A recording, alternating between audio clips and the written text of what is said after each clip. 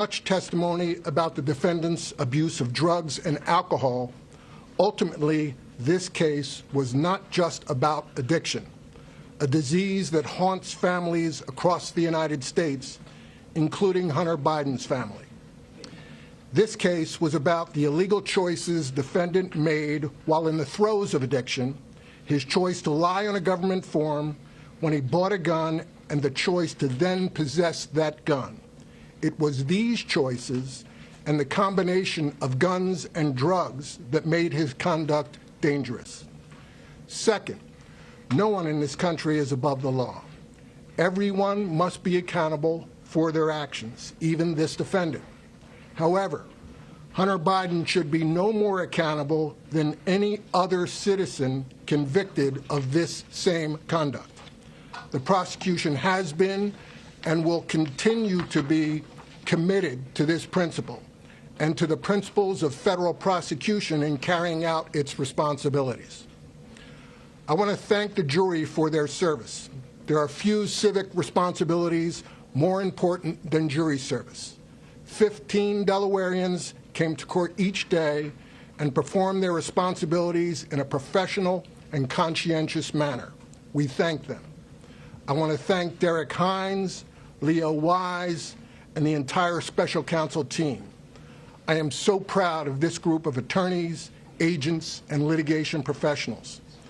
This is a difficult assignment. These folks have been working 7 days a week for the last couple months, litigating a variety of issues in district and appellate courts on two coasts.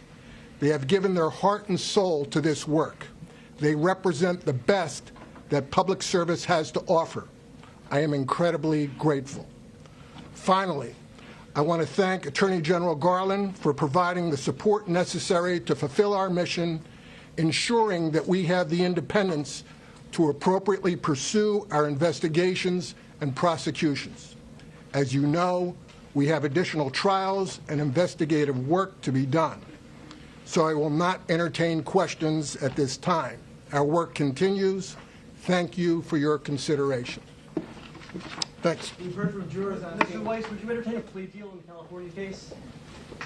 I'm a witness to Joe Biden being a criminal in Air Force. We have been listening to special counsel David Weiss speak following the conviction of Hunter Biden on 3 federal gun charges. Weiss says ultimately the case wasn't about addiction. The case was about the illegal choices the defendant made while in the throes of addiction. He stressed nobody in the U.S. is above the law. Let's bring in CBS News legal contributor and Loyola Law School professor Jessica Levinson. So, Jessica, he said no one's above the law, but he also said that Hunter Biden should be no more accountable than anyone else. What did you take that to mean? That they're not, in part, that they're not going to ask for 25 years, that this is not a situation where the prosecution wants to do something, frankly, unheard of and say, even though we have a first-time offender, even though this came as a standalone charge, we want to go for the maximum that's asked here. I think it's very important that what he was saying is, essentially, there's a floor and a ceiling, and we want to treat Hunter Biden the way we would treat anybody else. He's no more or less accountable.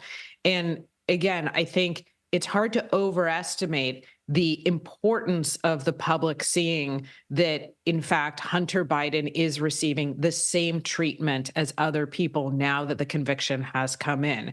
I know there is a perception that we have a two-tier justice system for so many reasons. Here's a very high-profile example and an opportunity for the system to work as it would with respect to any other defendant whose last name is not Biden. The special counsel said it wasn't about addiction. It was the illegal choices the defendant made while in the throes of addiction.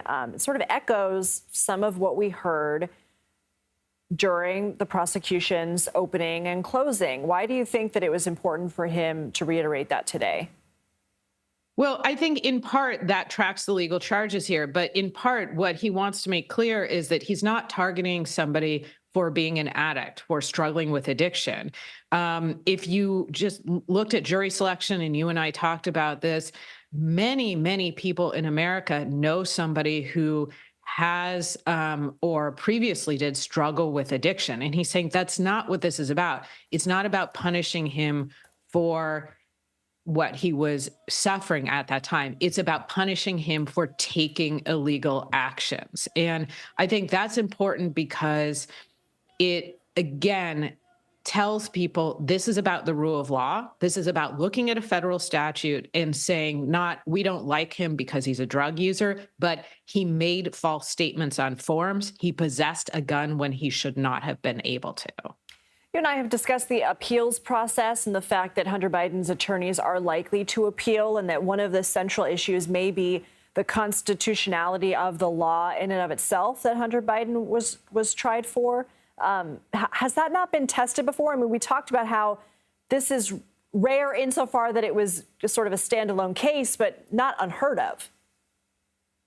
Not unheard of, but this is so interesting. So back in 2022, the case that a case called the Bruin case, the Supreme Court said, with respect to a New York law that said you need to show kind of a special reason why you would have to have a concealed carry permit to carry a gun outside of the home. The Supreme Court struck down that law. And in doing so, they created a new test for when gun control restrictions are constitutional. And that was a very restrictive test in the sense that it makes it much harder for states to implement gun control measures. It says we looked only at the text and the history and tradition in our country of any analogous gun control measures. Now, since that time, another court of appeals has looked at this federal law, but with respect to somebody who is using marijuana, not cocaine. And the Fifth Circuit Court of Appeals said, I'm looking at that 2022 Bruin decision. I'm looking at this federal law that says known drug users cannot possess guns. And I don't think that it comports with the history and tradition test. So it can't apply, at least with respect to a former marijuana user. And so to your question of hasn't this been tested, in part, we're talking about a Supreme Court case that's almost exactly 2 years old. That's pretty new. And Court of Appeals who are just now interpreting that case with respect to this federal law. Jessica Levinson taking us to class. Thank you so much. Let's go over now to CBS News senior White House correspondent Weijia Jiang. She's outside the courthouse in Wilmington, Delaware. So Weijia, first of all, any activity out there that you're seeing since the court has adjourned? Lindsay, it's actually incredibly quiet now that court has adjourned, especially in comparison to this morning and this entire trial. There are some comings and goings, but it's mostly just the media now camped out here. Of course, the Biden family has left. We know Hunter Biden left here holding hands with his mother and his wife. And so, no, there's not much going on physically here. And we've heard from Hunter Biden himself, his attorney. We've also heard from the president about his son's conviction. What can you tell us about their comments? Well, Hunter Biden and his team expressed disappointment. He issued a personal statement to say that he is more grateful today for the love and support I experienced this last week from Melissa, my family, my friends, and my community than I am disappointed by the outcome. He also went on to say that recovery is possible by the grace of God, and I am blessed to experience that gift one day at a time. His attorney, Abby Lowell, sent a separate statement that expressed the same, but added that they would pursue all the legal challenges available to Hunter. Of course, you and Jessica were just talking about the likelihood of an appeal and what they might argue in that. But, you know, certainly this is a tough day for the Biden family and for President Biden, who at any moment, Lindsay, is expected in Washington at the White House to make remarks about everything his administration is doing with regard to gun safety.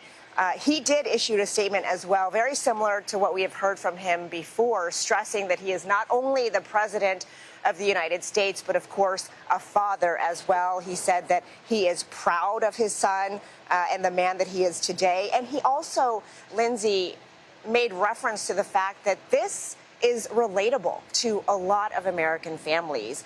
President Biden said so many families who have had loved ones battle addiction understand the feeling of pride seeing someone you love come out on the other side and be so strong and resilient in recovery.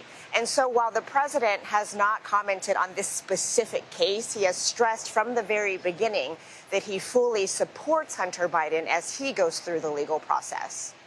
Richa Jang, Jessica Levinson, thank you both so much for your analysis and reporting. We're going to take a short break. We have more coverage of today's verdict coming up. We are expected, as Richa was saying, to hear from President Biden today. He was scheduled to speak at an event on gun safety before the verdict dropped. Unclear if he will address the matter, but we will bring you his comments when he takes the stage. You're watching CBS News 24/7.